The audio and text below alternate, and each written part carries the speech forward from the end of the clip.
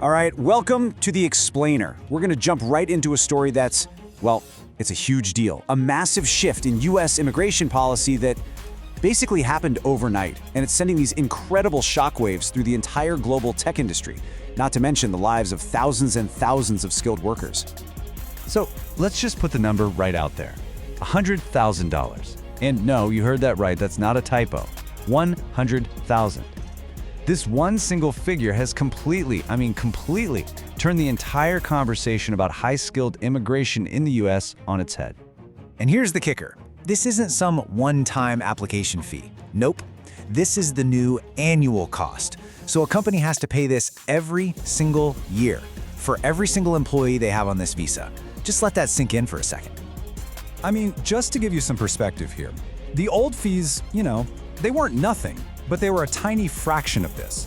We're talking about a jump of nearly 500 times the old base fees. That's not a tweak, right? This is like going from a tricycle to a rocket ship. It's a total reinvention of the whole financial game for hiring talent from abroad.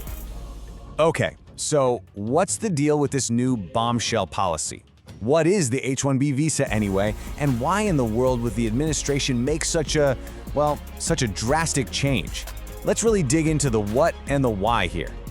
So, for a long time, the H-1B has been the main ticket for skilled folks, especially in tech, to come and work in the US. You can think of it as the lifeblood of Silicon Valley and other tech hubs. It's what brought in the specialists, the engineers, the doctors, everyone from AI experts to medical researchers. So what's the logic behind this? Well, the administration, through Commerce Secretary Howard Lutnick, has been pretty blunt about it. The whole point, in his own words, is to stop bringing in people to take our jobs. They want to make hiring from overseas so expensive that it's just not a smart financial move. The idea is to force companies to look at home first, to train and hire American grads. So the official line is that they're trying to completely rebuild the system from the ground up. The argument is that for too long, some companies have been gaming the system, using the H-1B to bring in cheaper labor and drive down American wages. So this massive fee, it's basically a filter. It's designed to make sure the visa is only used for the absolute top-tier, most critical roles, the ones that are worth that eye-watering price tag. But look, this wasn't just some dry policy update you'd read about in a government document. This thing landed like a lightning bolt, creating instant chaos in the lives of thousands of workers and, of course, their families. The way this whole thing was rolled out, it just created this incredible sense of panic. And here's why it was so chaotic. The timeline was just insane. The new rule was signed on a Friday. It went into effect Sunday at 12:01 a.m. That's less than 48 hours. So if you were an H-1B holder traveling abroad, you had this ridiculously tiny window to get back to the US. If you didn't make it, you're basically stranded, stuck outside the country, unless your company was ready to cough up 100 grand on the spot. Now, if you want to understand who this really hits the hardest, you have to look at this chart. The impact is, well, it's not spread out evenly at all. Look at this. Professionals from India make up almost 3/4 of everyone on an H-1B visa, 71%. So it's no exaggeration to say they are at the absolute heart of this storm.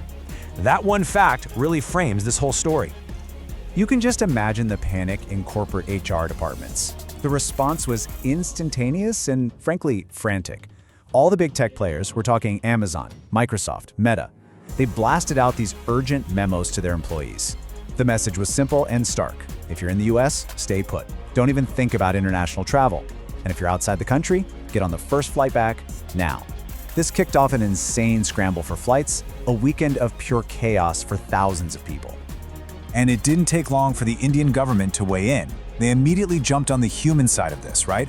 They pointed out that this wasn't just about economics, it was about potential disruptions for families. They raised serious concerns about the humanitarian fallout for all these thousands of families who were suddenly thrown into this state of total uncertainty. Okay, so we've talked about the human scramble, but there's another huge piece to this puzzle: the money. In boardrooms all over the tech world, people are running the numbers, and it's a massive calculation. So let's take a look at the corporate fallout. So who's on the hook for these new fees? We'll take a look at this list. It's basically a who's who of the biggest names in tech. You've got your US giants like Amazon and Microsoft, right there with the huge Indian IT firms like TCS and Infosys. And every single one of them is now looking at a bill that is just staggering. And when I say staggering, I mean it. The scale of this new financial hit is just mind-boggling. Let's just take Amazon. With over 10,000 H-1B employees, their new annual bill is, wait for it, over $1 billion. $1 billion every year. And for companies like Microsoft and TCS, you're still talking over $500 million a year.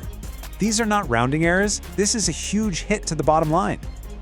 Okay, but here's where the math gets really, really crazy. The median salary for someone on an H-1B is about $118,000. So you're telling me the fee is $100,000 and the salary is $118,000? When the cost to just have the employee is almost the same as what you pay the employee, the whole system breaks. It basically makes it impossible to hire anyone unless they are an absolute rock star, a super senior specialist that you just can't find anywhere else. So let's zoom out a bit. What are the long-term ripple effects of this thing? Because a change this big doesn't just stop at the US border. It's like throwing a giant rock into the global tech pond. It's bound to create waves everywhere. And this really gets to the heart of the debate, doesn't it? It's like a fork in the road. On one side, you have critics in the US like Representative Pramila Jayapal who are saying, whoa, this is going to seriously hurt American innovation. But on the other side, you've got people in India like Amitav Kant who are looking at this and thinking, this is our moment. They see it as a chance to turbocharge their own tech industry. One country's loss could be another country's massive gain. So what could actually happen? Well, experts are predicting a few major shifts. First, you could see something called a reverse brain drain, where all this amazing talent starts flowing back to India instead of from it. Second, US companies might just say, fine, if we can't bring the talent to us, we'll go to the talent and start opening up even more offices in places like Bangalore. And finally, don't forget about other countries. Places like Canada are probably watching this with a big smile, ready to roll out the welcome mat for all the skilled workers who can no longer go to the US. Which really leaves us with this one huge, lingering question. For as long as most of us can remember, Silicon Valley has been the center of the tech universe, right? And that was built in large part on the brains of people from all over the world. So the big question now is, does this new wall, this paywall, protect that legacy? Or does it end up being the very thing that helps build the next Silicon Valley somewhere else entirely? It's something to think about.